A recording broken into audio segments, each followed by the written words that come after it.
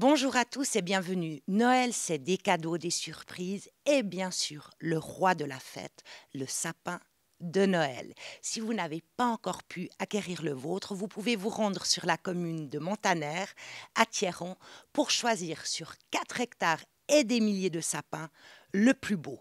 Effilé, dodu, grand ou petit, il sera directement coupé devant vous.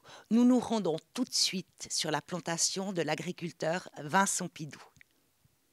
On est venu chercher notre sapin de Noël pour le mettre chez nous et puis il y en a des milliers et des milliers, alors faut venir chercher le sapin de Noël ici. Un sapin assez grand, assez petit, qu'on peut mettre dans le salon pour pas qu'il touche le plafond, puis que ça plaise à notre maman. Un grand et un petit. Nous avons commencé la plantation de sapins en 2008. Et cette année, 2015, là, c'est vraiment l'année choc, c'est la grande porte ouverte pour tout public, où ils peuvent venir choisir leur sapin dans la plantation, où il y a 40 000 sapins plantés. Bien sûr, ça va du petit de 15 cm au grand à 2,70 m. L'idée est de venir choisir son sapin dans la plantation et je le coupe devant la personne qui choisit son sapin. En général, c'est principalement les coups de cœur. Donc, c'est principalement les femmes qui aiment bien les coups de cœur de sapin, presque comme les coups de cœur d'Alain Morisot, quoi. C'est la première fois qu'on vient choisir le sapin de Noël ici. Ici, on a toute une forêt, les enfants se promènent dedans, ils courent et puis ils peuvent choisir leur préféré sur pied. Et puis après, tronçonneuse et puis on peut l'emporter à la maison. Niveau fraîcheur, on ne peut pas faire plus frais parce que c'est vraiment coupé devant le client et après emballé et presque livré vu qu'on amène carrément jusque dans la voiture, dans le coffre de la voiture. Et en plus de tout ça, je présente ma plantation et je leur donne des conseils pour maintenir leur sapin le plus longtemps possible. Alors en vente directe, on a une centaine de sapins et puis en vente en gros, donc dans les communes, les grossistes, on est déjà à 1200 sapins. Alors pour nous, c'est toujours très intéressant. Ça fait connaître la commune. Et puis c'est une personne qui se débrouille, un jeune qui essaye de s'en sortir avec l'agriculture qui n'est pas forcément facile. Il a essayé de trouver un autre débouché. Et je pense que je suis content pour lui si ça commence à réussir. C'est pas facile. Il est dans un marché très concurrencé aussi par des grandes structures. Il essaye tout seul avec sa famille et ses amis.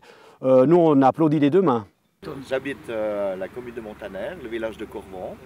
Et puis, suite à l'initiative de ce jeune agriculteur de pouvoir offrir une belle palette de choix au niveau des sapins, on a décidé cette année de venir choisir notre sapin ici pour faire marcher cette économie locale, profiter de l'occasion de choisir son propre sapin ici à Thieron. Les moyens pour tenir un sapin le plus longtemps possible, le plus vert possible et avec le plus d'aiguilles possible, c'est de maintenir une transition pour éviter le choc thermique. Donc ça se passe, donc vous venez chercher votre sapin chez moi, je le mets en filet, vous le mettez dans votre voiture bien sûr, vous l'amenez chez vous. Et puis une fois chez vous, vous pouvez le mettre soit dans votre garage, soit dans votre cave, soit dans un couloir pour essayer de tempérer le sapin pour éviter le choc thermique qui passe de 0 à moins 5 degrés à 25 degrés. On laisse dans un endroit pas trop chaud, 1 ou 2 jours, et après on peut le mettre dans un appartement, il n'y a pas de souci. La durée de vie d'un sapin de Noël, du moment qu'il est coupé, ça peut aller jusqu'à 2 mois et demi, 3 mois. Pour qu'il se maintienne d'une manière optimale, il faut le mettre le pied dans l'eau. Ouais. Parce qu'il faut savoir que le sapin, une fois qu'il est coupé, il est encore vivant, quelques mois. Alors, il a soif. Alors la rentabilité de la plantation de sapin va se faire sur plusieurs années, bien sûr, mais où on aura vraiment réussi à rentabiliser tout l'investissement dans la plantation, ça sera vraiment vers 2020. Les soins à apporter à une plantation de sapin commencent dès qu'il est tout petit. À la plantation, justement, il faut enlever l'herbe pour éviter la concurrence du sapin. Après quelques années, là, on commence à tailler vraiment avec plusieurs outils différents. Donc, par exemple, déjà un sécateur pour que le sapin soit bien rond, qu'il ait une belle forme, bien conique. Après, on a un deuxième sécateur un peu plus spécial pour éviter que la pointe terminale pousse trop vite. La taille des sapins se fait durant toute l'année. Donc, on commence par les plus grands, c'est ce qui presse le plus. Et après, on finit par les plus petits, où il y a un peu moins de travail à faire. C'est régulièrement, il faut faire chaque année, apporter les mêmes soins, passer plusieurs fois dans l'année sur les mêmes sapins. C'est vraiment un travail à longue haleine, mais il faut avoir du plaisir à le faire.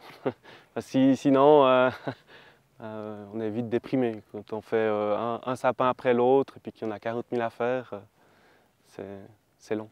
Tout se fait à la main. J'ai quand même dû apprendre à tailler les sapins. Il m'a fallu quand même 3 ans pour savoir tailler un sapin. J'apprends toujours, hein, effectivement, mais sinon c'est un travail de longue haleine. Je fais ça seul. De temps en temps, ma maman vient me donner un coup de main, et mon frère aussi. Une initiative telle que celle de M. Vincent Pidou, Agri-Sapin à Thieron, ça permet de faire connaître la région, c'est de la production locale. Ceux qui ont envie d'un sapin, même écolo, viennent ici, on le cueille, on le prend, c'est que du bonheur. Ça permet de faire connaître une région magnifique, commerce de proximité, un moment de rencontre, le Père Noël, que du bon, quoi. La petite manifestation autour du sapin de Noël coupé, c'est quand même beaucoup plus convivial autour d'une bonne soupe de légumes et d'un vin chaud. On a aussi 2 artisans, un vigneron et un brasseur de bière artisanale. Et ainsi aussi le Père Noël, bien sûr, et ses petits poneys qui le suivent partout. On ne pensait pas qu'il y avait autant de monde qui allait venir. Et puis on est content du résultat d'ailleurs. Donc ça peut que motiver pour la suite. On est ouvert au public les 2 premiers week-ends du mois de décembre, samedi et dimanche. Je remercie principalement ma maman, mon frère, mon oncle, ma petite sœur, qui nous soutiennent, qui me soutiennent, je dirais, pour tout ça, quoi. Heureusement qu'on est une bonne équipe, ainsi que tous les copains. Ça, faut pas les oublier parce qu'eux, on est vraiment une bonne bande de copains qui me soutiennent.